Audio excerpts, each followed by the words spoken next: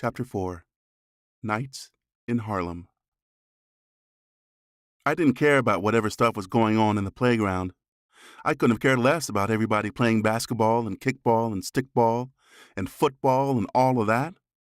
No, I cared about the Shirelles, the sweet inspirations, and the temptations. That was my world.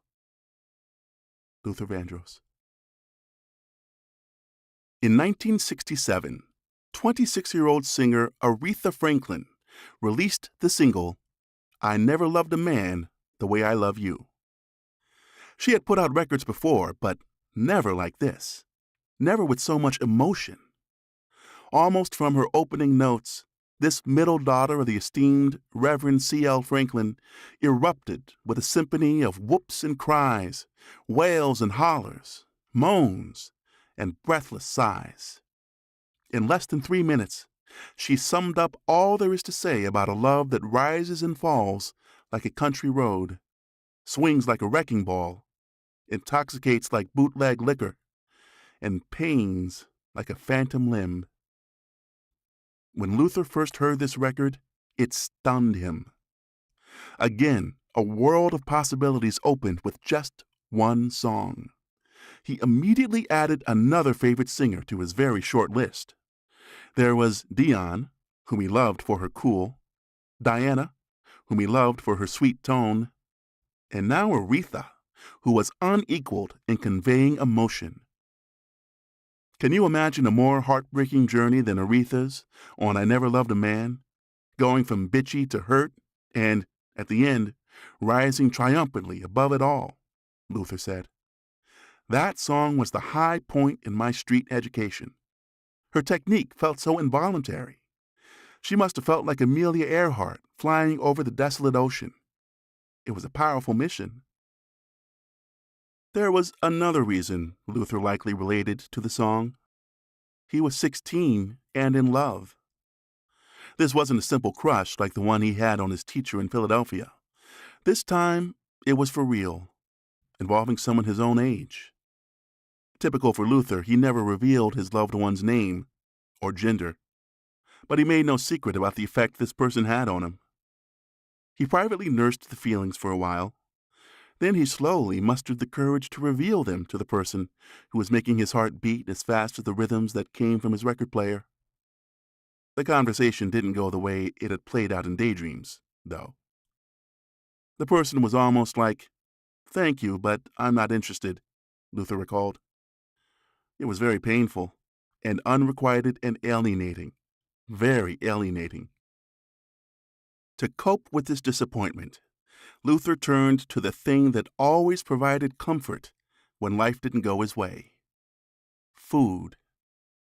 It could be his mama's home cooking or something he picked up on the go, but the effect was the same. Somehow, he didn't even know why. It just made him feel better, made the world seem less sharp. The first thing I would do if I was depressed or dejected, whatever, is eat, he explained.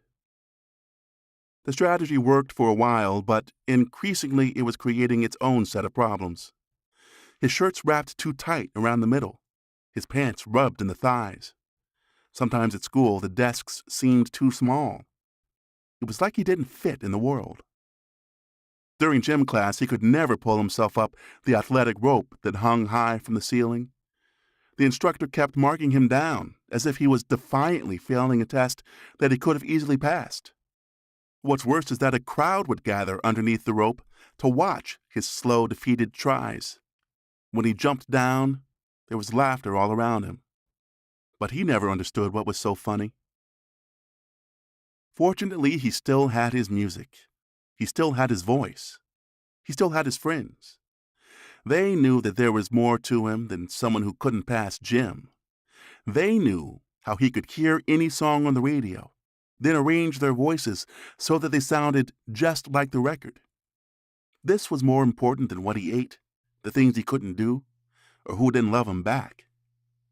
Chapter 5 Searching. My career, you see, is my fantasy. I'm living out the fantasy I conceived in college. Luther Vandross. In spring 1969, Luther faced one of the biggest decisions of his young life: where to attend college. He had narrowed it to two choices. One was Bronx Community College, a relatively small institution housed in a refurbished high school. Founded 11 years earlier as a way to bring higher education to the boroughs, the school was only about 2 miles from where Luther lived with his mother. His second choice, Western Michigan University in the city of Kalamazoo, might as well have been on the moon, since Luther had never been that far from home. He pondered the choices thoroughly, then made a decision that was rather uncharacteristic of the shy teenager, who usually liked to stay close to his family and friends. "I chose Michigan just to get away," he recalled. "I'd never been on a plane before." He arrived on campus in fall 1969. Since he was undecided on exactly what he wanted to study, he enrolled as a liberal arts major. Like most incoming freshmen, Luther lived in the dorms, where his roommate was an aspiring medical student. The semester began, and typically things took off quickly. There was the rush of trying to meet new people, getting accustomed to college-level classes, and finding his way around the campus, which snaked across hundreds of acres. It was another world from life in the tightly packed Bronx, which is what he thought he wanted. Yet he soon started to miss things. There was no Apollo in Kalamazoo, no friends to sing with, no family. There were no subways that clanked overhead or grumbled underfoot, no skyscrapers that grew from the sidewalk like concrete beanstalks, and no masses of rainbow faces. "I was so homesick and lonely," Luther said, "because I didn't know anybody, and I was the only black student in an all-white dormitory." Since he wasn't getting what he wanted in classes, he used the student lounge as his library and records as his textbooks. He meticulously studied the harmonies of the sweet inspirations and all things Aretha, dubbing himself an Arethacologist. That was 1970, when Aretha's "This Girl's in Love with You" album came out, Luther said. "Each morning I'd listen to her while waiting for the cafeteria to open. In my loneliness, I put on at least 65 pounds. This Girl's in Love with You, released in February, was Aretha's 8th album since breaking through with I Never Loved a Man the Way I Love You. It was recorded during a trying period in the Queen's life, following the breakup of her marriage to husband-manager Ted White, who was known, as an infamous Time magazine article once chronicled, for roughing her up in public. The album played like a document of one woman's battle with heartbreak and loneliness. Over the course of 10 songs, she lamented affections that weren't returned, Share Your Love With Me, sought solace in the arms of a married man, Dark End of the Street, and lashed out at a life that had brought so much pain, It Ain't Fair. Sometimes I wish I'd never been born, she cried. The album featured a rendition of the Beatles' Eleanor Rigby, about a woman who cleans up the church once all the wedding festivities are over. She has no love of her own, yet she must constantly wallow in the debris of someone else's happiness. At the end of the song, she dies alone, and as the priest wipes his hands of dirt from her gravesite, it's almost as if she never existed. This was one of Luther's favorites from the album. He found himself playing it over and over. "I've often thought that Eleanor Rigby was a real person," he later said, "and that the graveyard was full of people who died lonely and didn't deserve to. I fear at times that I'm one of those people." Chapter 12. Never Too Much. It was like a desert, and Luther had water. Collaborator Marcus Miller on Luther's solo debut. The album, also titled Never Too Much, came out in August and received great reviews. What was especially rewarding for Luther is that they often praised the two things that he had fought so hard for: the ability to produce himself and pen his own tunes. Sepia magazine wrote, "Vandross's talent extends beyond his smooth vocal delivery. Those words that pass his lips and play masterfully with the ears are his own." The Village Voice concurred. In a situation that would seem to invite gross self-indulgence, the Vandross album is remarkable for its restraint and subtlety, a fine understatement that for all its care and polish, is not chilly, but wonderfully warm. There were also times on stage when he felt like he was living a teenager's dream. Once, promoters asked him to open the show for Aretha Franklin in Washington, D.C. It was a moment he had thought about for so long, fantasized about as he listened to her many records, and now it was going to happen. He arrived in D.C. and went to Constitution Hall, the city's primary venue for R&B acts. He made his way backstage and anxiously awaited his idol. At first, I was very scared, Luther recollected. You know, the legend precedes the body with her. I was a nervous wreck when I went to her room. She was standing there, and on that particular day, she had on a burgundy and gold gown. It was one of those gowns like from The King and I, so she looked very majestic. Aretha spotted her opening act, but instead of saying hi or how are you, she simply said, never too much, and walked away. Luther wasn't sure what to make of it. I knew nothing about her manner, he remembered. I didn't know she was slightly shy, a little quiet in countenance and texture. Still, whatever she was feeling, Lady Soul was obviously impressed enough with the buzz surrounding the enthusiastic, worshipful upstart that she invited him to later come on stage and duet with her. When the crowd that night heard the princely R&B newcomer join together with the now and forever queen, they went wild. "We killed them," Luther said. "They're still removing the bodies from the audience." Chapter 13. Jump to it. Dreams were coming true. Luther, on producing albums for Aretha Franklin and Dionne Warwick. He had received an opportunity that seemed to come straight from his teenage fantasies. He was asked to produce an album for Aretha Franklin. It came about because of something Luther had said to a reporter from the rock and roll Bible, Rolling Stone. The writer asked about future plans, and Luther answered, "Now I'd wrestle 12-time World Wrestling Federation champion Bruno Sammartino to get to produce Aretha Franklin." Clive Davis, the president of Aretha's label, Arista Records, saw the interview and thought a Luther-Aretha matchup sounded like a good idea. The challenge with a living legend like Aretha was always to keep her sound fresh. And this newcomer everyone was talking about seemed like he'd be just the person to do that. It's not easy coming up with not only hit songs, but also songs that would stretch Aretha musically and provide her with a black bass that she, of course, so naturally has, Davis recalled.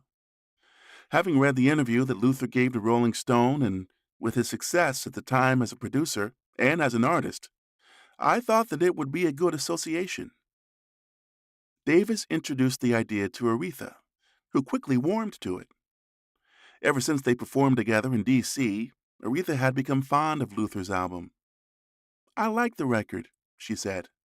"It's a funny thing, but he did something on that particular recording that I was working on at home. A house is not a home." I said, "Aha, he beat you to the punch." But I still hadn't quite settled on Luther producing me. I'd been thinking about him as well as some other people, and then my cousin Brenda, who sings with me, mentioned his name again. "Why don't you let Luther Vandross produce your next album? He's really hot," she said. Coupled with the fact that there was a relatedness and a similarity in stylings, I said, "Why not? He obviously knows what he's doing." Aretha called Luther to discuss the idea. He immediately found himself gushing. "I just love you so much," Luther told her. "And I have some ideas that I think would work on you, that I think you would wear well." "Well, I love Never Too Much," she responded. "And when I heard House is Not a Home, I thought you'd lost your mind." Luther told Aretha that he would start writing some songs for her, and she said, Do your thing and send it to me." The only trouble was that Luther already had a fully booked schedule. He was still promoting Never Too Much with TV appearances and concert dates, and he was already slated to produce an album for label mate and one-time disco queen Cheryl Lynn, whose joyful 1978 hit, Got to Be Real, still filled dance floors. The pressure became intense. During the week of February 20, Luther spent most of his time preparing for an appearance on the hit comedy show Saturday Night Live. Oscar-nominated actor Bruce Dern hosted, and Luther was the musical guest. Between rehearsals, however, Luther would think about songs for Aretha. Once, during a break, he and bassist Marcus Miller, his former Roberta Flack bandmate, sat at a piano that had temporarily been placed in a hallway of the TV studio. They started playing, creating a punchy, upbeat, gospel-like melody. Inspired, Marcus worked on their idea at home that night. Then Luther, impressed by what Marcus had done, started fleshing out the chorus and the hook. Before long, they had lyrics and a name for the song: Jump to It. Aretha loved what she heard when Luther sent it to her. "It had all the sugar and spice I required," she recalled. "The groove was extra mellow and the message right on time." She asked him to do her whole album. As the sessions for Aretha's album approached, Luther became slightly unnerved every time he thought about the fact that he was in charge of a record by someone he had adored since he was 16. "You can imagine the fright in my heart when I was asked to produce her," he remembered. Her scorching meditations on love had eased his teenage heartaches and taught him a textbook's worth of lessons on the ways of romance. He thought by producing a hit record for her, he'd be returning a favor of sorts, giving back to someone whose work had given him so much. At the same time, he knew that keeping his composure was key. The Queen of Soul wouldn't tolerate some fumbling, inexperienced producer. Industry lore was full of tales of upstarts who crumbled in her presence. If he showed how nervous he was, the gig would be over before he ever got the chance to prove what he could do. Days before recording began, Luther started psyching himself up. "I had to confront myself," he explained, "and say, okay, it's fine to be a fan, but you're going to blow this gig if you go in there as a fan. You have to put that on the back burner and go in there authoritatively and gently tell her what you'd like to accomplish with this and get her through it, because she's looking to you for direction and for some guidance." Still, when the first day of recording finally came, Luther found his insides shimmying with nerves. "I remember sitting there waiting for her to walk through that door," Luther recalled. "When she came in, my heart stopped.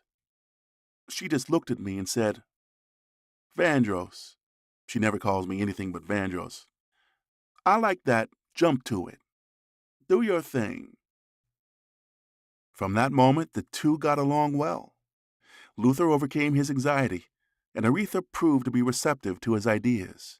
She needed him as much, if not more, than he needed her. It had been years since her last big hit, and although she was still the undisputed Queen of Soul, there were a whole bunch of wailing ladies-in-waiting gathered at the hem of her gown. Some of her biggest admirers thought that she had lost her way amid misguided dabblings in disco and overblown Barbra Streisand-like balladry. Rock group Steely Dan even summed up these feelings in lyrics. "Hey 19, that's Aretha Franklin. She don't remember the Queen of Soul." Aretha, who was about to turn 40, seemed in danger of becoming a relic of an earlier era. That wasn't all the singer was dealing with, or the only reason she desperately needed a big record. Aretha's finances had been rapidly draining since 2 years earlier, when her father, the Reverend C.L. Franklin, was shot twice during a robbery at his home. The famed church leader languished in a coma, and Aretha spent nearly $1,500 a week to ensure he received top-notch care. A hit record could do a lot to refill her coffers. Once Luther and Aretha started working, there was a good, fun-loving vibe in the studio. They freely shared gossip, updates on their favorite soap operas, jokes, and lots of food. "He had me laughing like crazy," Aretha remembered. "He's a great guy, and in some of these sessions, boy, we had us some fried chicken. Wow, we had a lot of fun together, I can tell you." Before they finished, the studio was a mess of Kentucky Fried Chicken buckets, used tea bags, and bottles of wild bee honey. Luther was consistently impressed with Aretha's professionalism. "The thing about her that's so incredible is that she comes to the studio so prepared," Luther remembered. "If you're ever witness to a recording session, you'll notice that an artist will step up to the microphone, and a couple hours later, they start to sound like who you know them to be. Aretha Franklin becomes Aretha Franklin immediately.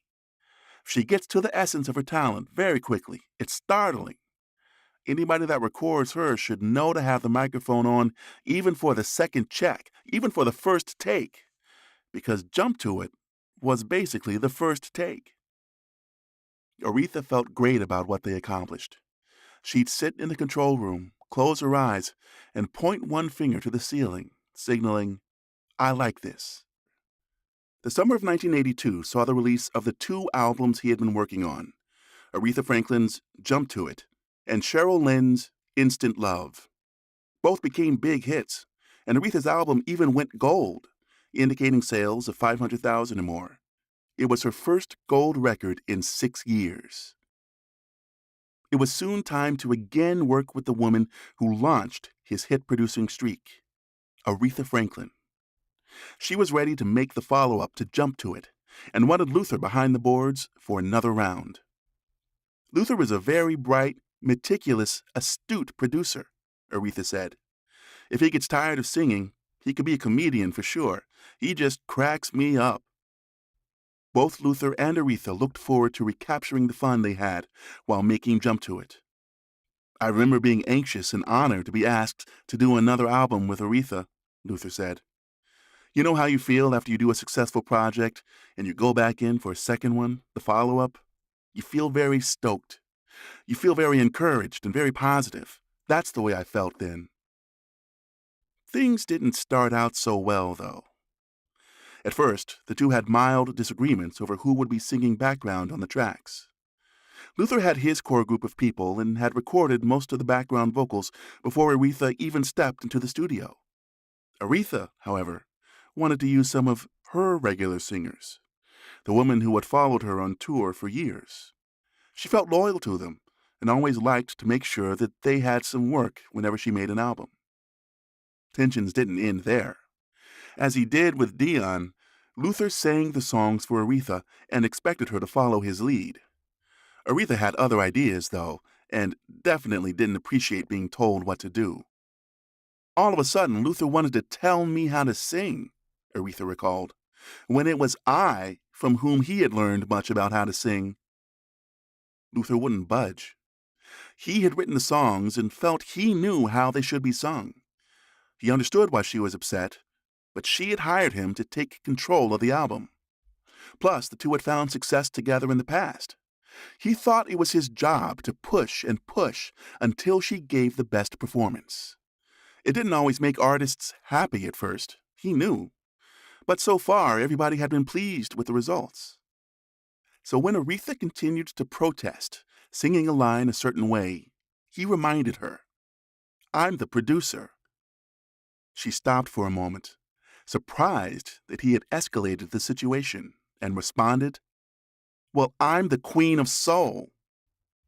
She thought that would put an end to it. Luther quickly fired back, "Well, I'm the person who produced your first gold record in years." With that, Aretha walked out of the recording booth, grabbed her fur, and was out the door. The album was left unfinished, and one of the most valued relationships of Luther's personal and professional life was broken. The situation had escalated to a degree that he never intended or expected. Fittingly, A feud with the Queen of Soul was proving to be a royal pain. After Aretha stormed out of the New York studio, words flying, fur in hand, she went back to her hotel and started packing for a return home to Detroit. The whole album was threatened. Fearing that all could be lost if he didn't act soon, Clive Davis, president of Aretha's label, Arista Records, called Aretha in her hotel room. He listened patiently to all of the complaints, how Luther had just crossed the line. He agreed that things had gone too far, but he tried to convince her that it would be in everyone's best interest for them to reconcile. Aretha thought it over for a moment. Clive, after all, could be very persuasive. Finally, she came to a decision. If Luther apologizes, she told Clive, I will too. Davis thought this was fair and presented the offer to Luther. For his part, Luther was anxious to complete the record he started, so he agreed to the terms. The two warring singers were soon back in the studio, making music together. That wasn't the end of this situation, however. Years later, Aretha wrote in her autobiography that she always felt Luther's apology was half-hearted. Nevertheless, they finished up the album, which was now called Get It Right. Aretha did some press to promote the record and seemed enthusiastic. She told Jet that Get It Right was sure to be another smash because Luther was such a talented producer. In the album credits, she offered Luther a compliment. What can I say? You really outdid yourself. The title track from the album went to #1 on the R&B charts, matching the success of Jump to It. Both songs have a very similar feel, although Get It Right has a deeper, funkier bottom. Critics seem to enjoy Aretha's second team-up with Luther. One wrote, Vandross and Franklin have extended their collaboration into an even more consistent, more rewarding album. Another stated, Franklin's voice hasn't sounded this confident in years, and Vandross has given her some first-class material to work with. Fans proved rather indifferent, though. The album's sales fell way short of the more than 500,000 copies that Jump to It moved. This disappointment coincided with an increasingly difficult period in Aretha's life. Her marriage to actor Glenn Turman was crumbling faster than a day-old biscuit. It had once seemed so promising. The Detroit diva meets the lean black cowboy who rode Arabian stallions when he wasn't on a movie set. They had paraded their sweet love all over. People magazine ran wedding pictures of the couple with the headline, Ladies Soul Aretha Franklin only sings the blues on stage now that she's wed Glenn Turman. Just a year before their estrangement, Essence wrote an extended profile on what makes their two-career marriage work. Even in this article, ostensibly about togetherness, there were signs of strain. Turman talked about how hard it was to sometimes be considered Mr. Aretha Franklin. It's not just the outside pressures, he said, from the couple's sprawling California home. It's a thing of being a prideful man raised in this society with the idea of being a breadwinner, with the head of the household thing. I'm not used to being referred to as anyone's husband. I'm used to a woman being referred to as my woman. After I had worked 17 years in the business at the time we got married, suddenly being recognized as Aretha's husband was a heavy burden to carry. Aretha took a drag from her cigarette, then said, I don't think it's so hard. But you're not in my shoes, baby, Turman said softly, but firmly. By the time Get It Right was released, Aretha had left Turman back on the West Coast and returned to Detroit in order to look after her father. Reverend Franklin's condition was worsening, and the bills were piling up. When a reporter asked if she and her husband were still together, Aretha answered, No, we're not. I'm happy and Glenn is happy, and that's where it is. Her comments notwithstanding, Aretha didn't seem happy at all. In fall 1983, just a few months after Get It Right reached stores, Aretha brought a hefty breach of contract suit against Arista. Among the main charges were that the record label contracted Luther to produce Jump to It and Get It Right against her will. She maintained that he was paid with substantial cash advances, and that if she had known how much Luther was costing, she would have tried to renegotiate the terms or chosen another producer. With this, Aretha opened an unexpected new chapter in the saga of her relationship with Luther. As the tour rolled on, Luther heard from another voice from his past. This young lady, who was taking over as his opening act, was one of the biggest music success stories of the year. Already in 1985, she had 4 number-1 pop and R&B singles, and her first album was one of the biggest selling debuts in history. She was Cissy Houston's daughter, Whitney. She joined Luther for a few dates toward the end of August, and in some cases received better reviews than he did. The Dallas Morning News chimed, "Whitney Houston proved why she won't be an opening act for long. Whatever it is that makes a star, Houston's got plenty of it." Whitney charmed audiences so quickly and easily that she became an instant superstar. Her beauty was bright and familiar, and where her mother's voice was full of wondrous mysteries, Whitney sounded like the wholesome choir girl next door. People loved to hear Whitney sing. What's more, they adored what she represented. She was the new Black American dream, standing tall, singing proud, conquering all. All of these moments combined to make this one of Luther's most memorable tours ever. It also managed to coincide with another dramatic happening in his life. The feud with Aretha was finally over. She dropped the lawsuit claiming that Luther had been grossly overpaid, admitting that it had largely been a ploy to get more money from her record company. It wasn't long before she'd call up Luther after watching Guiding Light and say, "Vandross, did you see that?